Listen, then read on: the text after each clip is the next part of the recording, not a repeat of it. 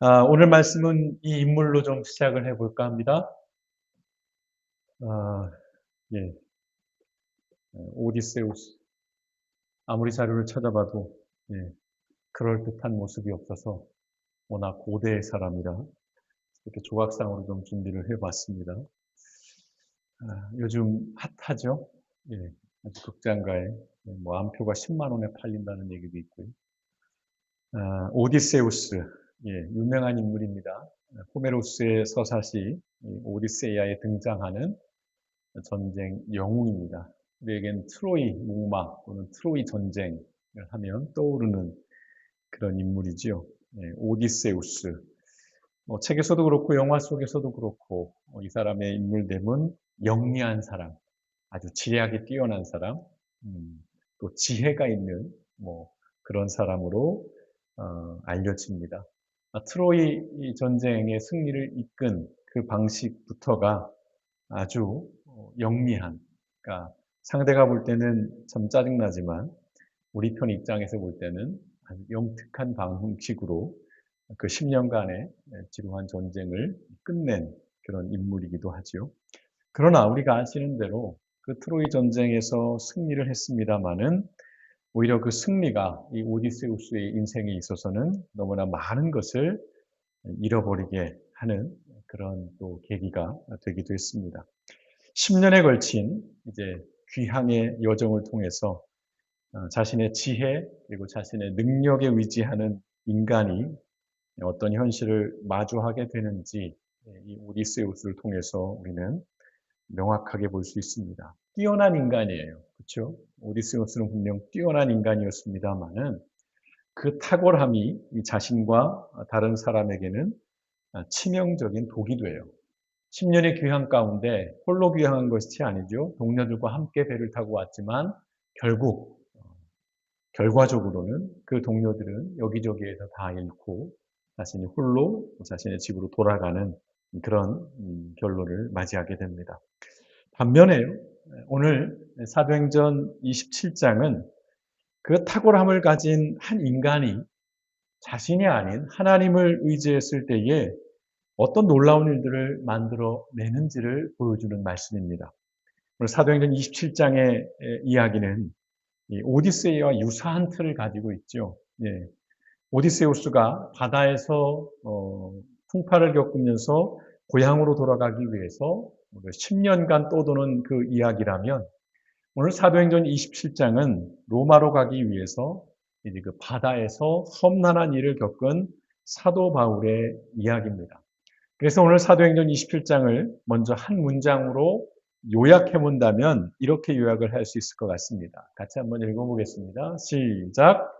어떤 폭풍우도 하나님의 뜻을 막을 수 없고 하나님의 약속을 믿는 한 사람의 믿음이 폭풍 가운데 있는 공동체를 살린다. 이게 딱 한 문장의 요약을 볼 수 있을 것 같아요. 어떤 폭풍우도 하나님의 뜻을 막을 수 없고 하나님의 약속을 믿는 한 사람의 믿음이 폭풍 가운데 있는 공동체를 살린다. 특별히 이 27장을 26장과 연결해서 보면 흥미로운 지점이 있습니다. 26장 29절에서 바울이 그렇게 말했죠. 위대한 초청이라고 제가 표현을 했습니다. 나와 같이 되기를 원합니다. 당신들이 나와 같이 되기를 원합니다라고 말했는데 오늘 이 사도행전 27장에서는 바로 바울과 같이 된다는 것이 그렇다면 실제 우리의 삶의 현장에서 어떤 것인지를 아주 분명하고 명확하게 보여줍니다. 자, 그 상황은 이렇습니다. 이제 드디어 바울이 로마로 가는 배에 오르게 됩니다. 여행 아니고요. 관광도 아니고요. 죄수의 신분이에요. 황제 앞에서 이제 재판을 받기 위해서 끌려가는 것입니다. 그런데 이 항해가 처음부터 문제를 만납니다. 바람 때문에 여러 항구를 이렇게 거쳐서 미항이라고 부르는 그 항에 도착을 하게 되는데 이때 바울이 이런 경고를 합니다. 10절에 보시면 여러분 내가 보기에 지금 항해를 하다가는 재난을 당할 것 같은데 짐과 배의 손실만이 아니라 우리의 생명까지도 이를지 모릅니다. 라고 이야기를 해요. 바울의 이야기예요. 바울은 뱃사람은 아닙니다. 바다 전문가도 아니고. 그런데 바울에게 영적인 민감함이 있잖아요. 그런 어떤 영적인 민감함 속에 그가 그런 느낌을 가진 거예요. 이거 좋지 않다. 지금 이렇게 항의하는 것은 옳지 않다라고 말한 거예요. 그런데 호송을 책임을 지고 있는 백부장 율리오는 이 바울의 경고를 무시합니다. 그리고 베닉스 항으로 가자고 주장하는 선주와 선장의 말을 더 신뢰하게 됩니다. 오늘 백부장 율리오가 바울보다 이 선주와 선장의 말을 신뢰한 건 당연한 거예요. 선주와 선장은 항해 전문가입니다. 그야말로 바다에서 잔뼈가 굵은 사람들이고요. 경험이 많은 사람들이고 전문가, 기술들이 있는 것이고요. 바울과는 비교할 수 없는 그런 사람들이에요. 자, 그래서 이제 율리오는 이들의 말을 믿고 출항을 합니다. 출항을 하는데 마침 남풍이 불어요. 그래서 선주와 선장의 선택이 옳은 것처럼 보였어요. 봤지? 우리 말이 맞지? 남풍이 부니까 자기들이 가고자 하는 방향으로 데려다 줄 수 있는 아주 좋은 환경이 만들어진 거예요. 그런데 아주 얼마 가지 않아서 오늘 성경에 보면 유라굴로라는 이름을 가진 폭풍을 만나게 됩니다. 굉장히 거대한 폭풍을 만나게 되는데 그 폭풍을 만나면서 이들이 절망에 빠지게 됩니다. 그때 바울이 이렇게 말하죠. 23절과 24절에 보시면 바로 지난밤에 나의 주님이시오 내가 섬기는 분이신 하나님의 천사가 내 곁에 서서 바울아 두려워하지 말아라. 너는 반드시 황제 앞에 서야 한다. 보아라 하나님께서는 너와 함께 타고 가는 모든 사람의 안전을 너에게 맡겨주셨다 하고 말씀하셨습니다. 라는 이야기를 해요. 듣기에 따라서는 굉장히 홍맹랑하고 터무니없고 재수없기까지 한 이야기를 지금 바울이 하고 있는 것입니다. 내가 꿈을 꿨어요. 내가 섬기는 하나님께서 나에게 이러한 말씀을 하셨어요. 두려워하지 말아라. 너는 반드시 황제 앞에 서야 한다. 이 말씀 우리에게 익숙하죠? 바울에게 하나님께서 끊임없이 말씀하신 거예요. 네가 예루살렘에서 복음을 전한 것 같이 이제 로마에서도 복음의 증인이 되어야 한다라는 그 말씀. 계속해서 주시는 말씀이에요. 이건 바울은 이해할 수 있는 말씀이에요.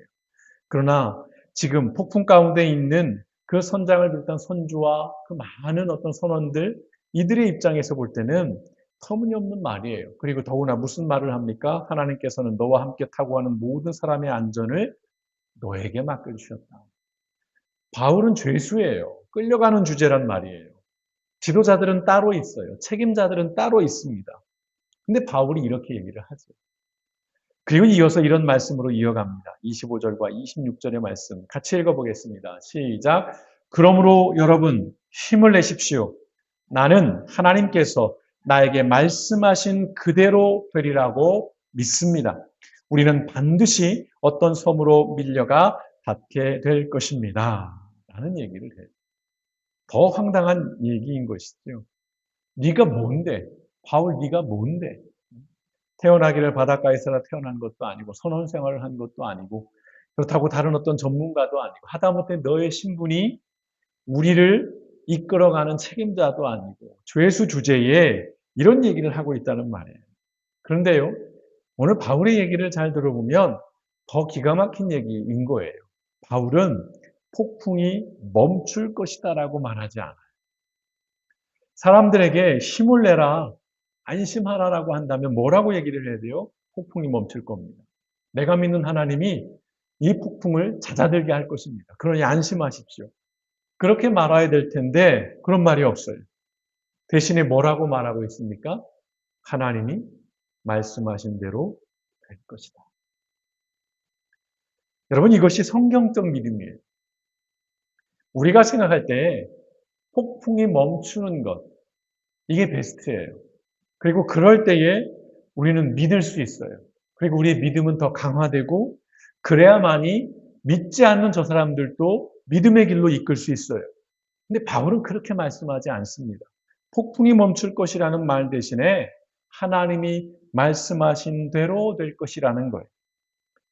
그래서 믿음이라는 것을 우리가 다시 한번 생각해 보면요. 내가 원하는 결과가 나올 것이다 라고 믿는 것이 아니에요. 믿음은 하나님께서 말씀하신 것은 반드시 이루어진다라고 믿는 것. 이게 성경적인 믿음인 것이고요. 우리가 가져야 할 믿음에 대한 기본적이고도 본질적인 태도인 것입니다. 이때로부터 이제 폭풍 속에서 바울은 더 이상 죄수가 아니라 배의 선장으로 지도자로 나서게 됩니다. 절망과 두려움에 빠져서 밥도 먹지 못하는 사람들을 다독이기 시작해요. 그러면서 밥을 먹을 것을 권합니다. 34절에서 37절의 말씀. 그래서 나는 여러분들에게 음식을 먹으라고 권합니다. 그래야 여러분은 목숨을 유지할 힘을 얻을 것입니다. 여러분 가운데서 아무도 머리카락 하나라도 잃지 않을 것입니다. 바울은 이렇게 말하고 나서 빵을 들어 모든 사람 앞에서 하나님께 감사를 드리고 떼어서 먹기 시작하였다. 그러자 사람들은 모두 용기를 얻어서 음식을 먹었다. 배에 탄 우리 예수는 모두 276명이었다. 라고 그렇게 성경에 기록합니다. 여러분 아직 폭풍 속에 있습니다. 그 가운데서 밥을 먹으라고 해요. 얼마나 기가 막힌 얘기예요. 그런데 그냥 먹는 것도 아니고 이제 그 빵을 가지고 하나님 앞에 감사 기도를 드리고 떼어주기 시작하는 것입니다. 그런데 더 놀라운 건 이 사람들의 반응이에요. 바울의 이 말에, 이 행동에 용기를 얻어서 음식을 먹었다는 겁니다. 이게 정말 하나님의 말씀을 신뢰하고 믿음을 가진 사람들이 세상 속에서 보여줄 수 있는 굉장한 리더십인 거죠. 아직 폭풍 속에 있지만 바울은 이미 감사를 하나님 앞에 드리고 있습니다. 여러분 아직 폭풍우가 멈추지 않았어요. 안전한 섬에 도착한 것도 아닙니다. 그리고 모두 구조되지도 아직 않았어요. 어느 것도 환경이 달라진 것은 없습니다. 그럼에도 바울은 하나님께 감사하고 있습니다. 여러분 이것이 믿음이에요. 바울의 믿음은 배에 있는 사람들을 안심시켰습니다. 다시 말씀드려요. 이것이 믿음을 가진 사람이 보여줘야 하는 영향력이고 리더십인 겁니다. 그래서 믿음이라는 것은 혼자 가지고 있는 신념이 아니라 다른 사람들에게 반드시 전달되어야 하는 그런 영향력이라고 그렇게 말씀을 드리고 싶어요. 나 혼자 믿는 걸로 끝이는 것이 아니에요. 진짜 믿음은 내 믿음을 통해서 다른 사람들에게 그 믿음의 힘, 그 믿음의 능력, 그 믿음의 영향력이 전파되고 전염돼야 된다는 거예요. 자, 이제 드디어 배가 육지에 도착합니다. 그 과정에서 이미 말했듯이 배는 깨지고 부서졌어요. 그러나 276명은 모두 무사했습니다. 하나님 말씀이 그대로 이루어진 것이죠. 하나님의 말씀이 그대로 이루어질 것을 믿은 한 사람, 이 바울이 무려 276명의 생명을 지켜냈다는 것입니다. 여러분 이것이 믿음의 능력이고 이것이 믿음의 힘입니다. 오늘 사도행전 20장을 통해서 그래서는 몇 가지 진지한 질문을 하게 돼요. 저 자신에 대한 질문이기도 하고 성도님들을 향한 질문이기도 합니다. 첫 번째는 이런 질문이에요. 우리의 목적지는 무엇인가? 우리의 목적지는 무엇인가? 혹시 이 질문에서 좀 이상한 걸 발견하지 않으셨습니까? 우리의 목적지는 무엇인가? 보통 뭐라고 질문하죠? 그렇죠. 우리의 목적지는 어디인가라는 것이 일반적인 질문이에요. 근데 제가 무엇인가라고 물은 것은 그 목적지가 어디냐는 중요하지 않아요. 그보다 더 중요한 것은 그 목적지의 정체성에 대한 그런 물음을 갖고 싶은 겁니다. 자, 오디세우스가 10년에 걸쳐서 돌아가고자 했던 그의 고향 이타카, 자신의 집이기도 하고요. 자기가 다스리는 왕국이기도 합니다. 바울이 폭풍 속에서 또 가고자 했던 로마는 하나님께서 보내신 선교와 사역의 현장이었어요. 이타카, 이 오디세우스는 목숨을 걸고 본인이 가고자 했던 것은 자신의 고향이고 집이고 가족이었어요. 바울이 로마를 가고자 했던 것은 다시 말씀드리지만 거기에서 무슨 부귀영화를 누리고 거기서 대단한 성공을 얻고자 하는 것이 아니라 로마는 하나님께서 보내신 선교와 사역의 현장이었다는 것입니다. 그래서 이런 질문을 드리는 거예요. 지금 성도 여러분의 목적지는 무엇입니까? 라는 질문. 지금 여러분이 전심으로 추구하는 것이 무엇입니까? 라는 그런 질문을 드려보고 싶은 겁니다. 물질이나 명예나 건강이나 성공일 수 있어요. 우리가 추구하는 것들, 우리의 목적지들이요. 또는 행복이나 만족이나 평안일 수 있어요. 우리의 목적지가, 우리가 추구하는 것들이. 그런데 앞서 말씀드렸죠. 우리의 목적지가 어디냐는 중요하지 않아요. 그것이 어디든, 명예나 물질적인 어떤 그런 건강, 여러분 추구하실 수 있어요. 그건 나쁜 것은 아닙니다. 좋은 것이에요.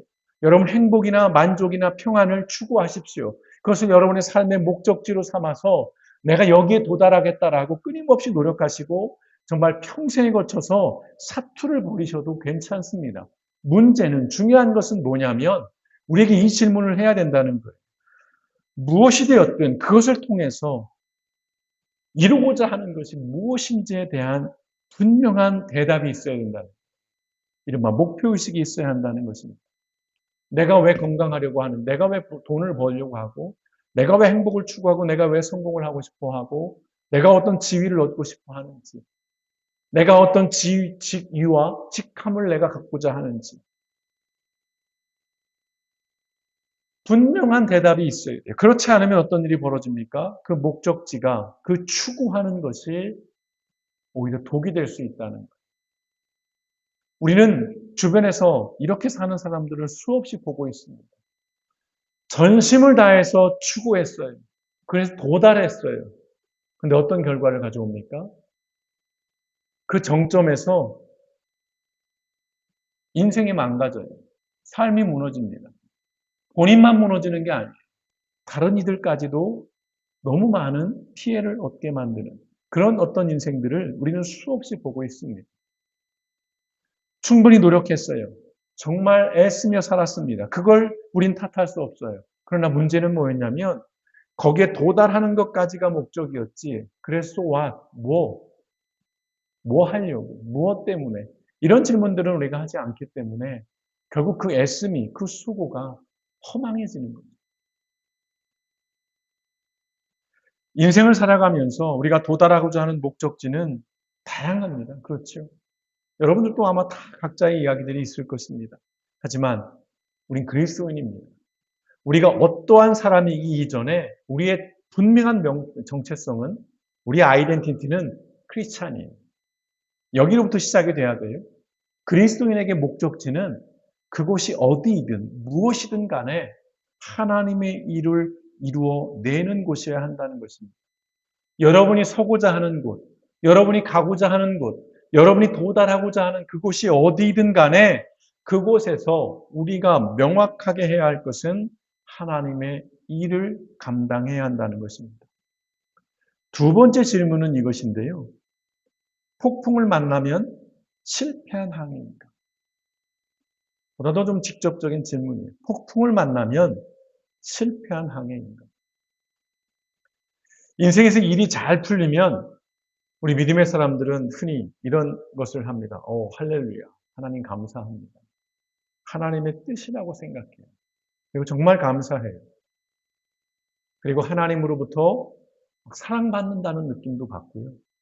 하나님이 나를 귀하게 여긴다. 하나님이 나를 보호하고 있다라는 그런 마음을 가져요. 정말 행복해 합니다. 근데 일이 잘못되면, 일이 잘 풀리지 않으면 우리는 거의 본능적으로 그런 생각을 해요. 하나님 뜻이 아닌가? 내가 혹시 무슨 죄를 지었나? 혹시 그 저주받은 건가? 거기까지 괜찮아요. 그런 혹시라의 생각들은. 근데 생각들을 어디로 우리를 이끌어가냐? 낙심합니다. 그리고 불평하기 시작해요. 그리고 절망해요. 막 한도 끝도 없이 무너지는 거예요. 선주와 선장이 그랬습니다. 미양을 떠나서 베닉스로 가기로 선택했을 때 마침 남풍이 불어서 자신들의 뜻을 이뤘다고 생각했어요. 그래, 잘했어. 잘 선택했어. 역시 우리의 짬밥이 이거. 이렇게 생각을 했어요. 근데 폭풍을 만납니다. 폭풍의 여부가 하나님의 뜻이나 성공과 실패의 기준이 결코 아니라는 것을 오늘 다시 한번 말씀드리고 싶어요. 이들은 폭풍을 만났어요. 절망합니다. 두려워요. 그건 당연한 반응이에요. 근데 거기에 머물러 버리는 거예요. 그 다음으로 못 가는 거예요. 모든 사람들이 다 그렇죠. 그것은 무엇을 말하냐? 아, 우리가 실패했구나. 우리가 잘못된 선택을 했구나. 내가 이렇게 하면 안 됐구나. 그런 마음으로 간다는 말이에요. 그것이 아니라는 것입니다. 폭풍의 여부가 하나님의 뜻이나 성공과 실패의 기준이 아니라는 것. 바울은요, 하나님의 뜻 안에 있었음에도 폭풍을 만난 거예요. 로마로 가기로 한 건 바울의 뜻이 아니에요. 하나님의 전적인 뜻입니다. 바울은 그 뜻에 순종해서 갔어요. 그런데 폭풍을 만나는 거예요. 바울 입장에서는 충분히 짜증을 낼 수 있어요. 이거 하나님 뭡니까? 내가 가고자 했습니까? 당신이 가라고 했고 내가 이 와중에서도 애써서 내가 가고 있는데 이게 뭡니까? 라고 말할 수 있어요. 그런데 바울은 어떤 태도를 갖습니까? 폭풍은 실패의 증거가 아니다라는 태도를 가져요. 지금 여러분 폭풍 속에 계십니까? 여러분이 계획한 대로 이루어지지 않고 또는 자꾸만 어긋나고 꼬이기만 합니까? 이거 뭐지? 세상 사람 같으면 야 이거 뭐 굿이라도 한 판 해야 되나? 뭐 이런 생각이 들 정도로 왜 하는 일마다 왜 계획한 일마다 왜 준비한 것마다 하나같이 이렇게 일이 꼬이고 잘 안 되고 실패하지? 혹시 여러분 그런 마음 가운데 있으시다면 일단 가장 중요한 마음은 이것입니다. 자책하지 마십시오. 여러분의 잘못이 아니에요. 그리고 원망하지 마십시오. 누구의 잘못도 아닌 것입니다. 우리의 삶은 아직 과정 중에 있다는 거예요. 물론 나의 잘못도 있을 거예요. 나의 어리석음도 있을 것입니다. 또는 다른 사람의 잘못도 있을 거예요. 저 사람이 무언가 내게 잘못 어드바이스를 해주고 잘못된 길로 안내해 주어서 내가 지금 이런 상황일 수도 있어요. 그러나 그것은 굉장히 작은 부분이라는 거예요. 시야를 좀 넓혀 보시면 자책할 이유도 원망할 이유도 없다는 것입니다. 왜요? 아직 끝이 난 것이 아니기 때문에 하나님의 뜻을 이루어가는 과정 가운데 있기 때문이라는 것입니다. 그리하여 우리는 삶을 주관하시는 그 신실하신 하나님을 여전히 신뢰해야 한다는 것입니다. 바울이 아직 폭풍 속에서도 하나님 앞에 감사함으로 떡을 떼며 음식을 나눴고 그 사람들을 안심시켰듯이 무엇보다 바울 자신부터가 스스로를 자책하거나 또는 다른 이들을 원망하거나 하나님 앞에 시비를 걸지 않았다는 것. 그는 여전히 말씀하신 그대로 이루어지리라는 것을 믿고 있는 거예요. 폭풍에 있지만 폭풍으로 지금 고단한 가운데 있지만 여기서 끝이 나지 않는다는 것을 바울은 믿고 있기 때문에 그런 것입니다. 그래서 세 번째 질문을 드리는 것은 이거예요. 폭풍 속에서 나는 누구인가? 매우 중요한 질문입니다. 폭풍 속에서 나는 누구인가? 선주와 선장은 항해 전문가였다라고 말씀을 드렸어요. 근데 거센 폭풍을 만나자 정말 이들은 길을 잃어버립니다. 어찌할 바를 몰라요. 반면에 바울은 죄수였어요. 그러나 폭풍 속에서 가장 영향력 있는 사람이 되었어요. 하나님의 말씀에 대한 전적인 신뢰를 토대로 그 두려움, 그 절망 속에 있는 사람들을 평안으로 이끌었다는 것입니다. 그리고 그 결론은 뭡니까? 276명의 생명을 구해냈다는 것입니다. 그러나 잊지 마십시오. 이게 바울의 능력이 아니라는 거죠. 하나님의 말씀이 그 하나님의 말씀을 믿었어요. 그 믿음으로 얻어진 능력이고 나타난 힘이라는 것입니다. 폭풍 전에는요, 믿고 따를 수 있는 사람이 있습니다. 평온한 때는, 와, 저 사람 믿을만해. 저 사람을 의지할 수 있을 것 같아. 저 사람을 따라가면 될 것 같아. 야, 저 사람이면 정말 내가 신뢰할 수 있어. 그런데요, 폭풍 속에서는 그런 사람이 가장 먼저 숨고 가장 먼저 도망칠 수 있습니다. 참 슬픈 일이죠. 평화의 시대에는 모두가 다 젠틀하고 멋있어요. 매너 있습니다. 근데 위기가 닥쳐오고 폭풍이 몰아치면 민낯이 드러나는 거예요. 그 사람의 수준이 드러나고요. 그 사람의 인격과 인품이 드러나고 그 사람의 실력과 그 사람의 능력이 다 까물려지는 거죠. 감춰져 있고 숨겨져 있던 것들이 다 드러나게 됩니다. 폭풍 속에서. 그리스도인의 진가는 그래서 폭풍 속에서 증명되는 것입니다. 앞서 말씀드렸듯이 사도 바울은 26장에서요. 나와 같이 되기를 원한다라고 하는 위대한 초청을 했습니다. 오늘 27장은 바로 이 바울처럼 된다는 것이 무엇인지를 우리에게 보여줬어요. 바울처럼 된다는 것은요. 폭풍이 없는 삶을 살아가는 사람이 되는 것이 아닙니다.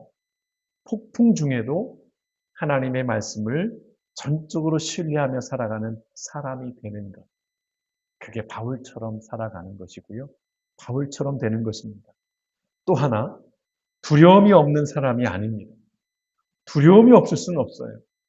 우리는 모두가 두려움을 이겨낼 수는 없어요. 그러나 그 두려움 속에서도 다른 사람에게 안심하라라고 말할 수 있는 사람이 될 수 있어야 하는 것입니다. 그게 바울처럼 된다는 것의 의미인 것입니다. 또 하나는요, 문제가 없는 사람이 되는 것이 아니라 그 문제 속에서도 하나님께 감사하며 길을 잃어버리지 않는 사람이 되는 것. 그게 바울처럼 되는 것.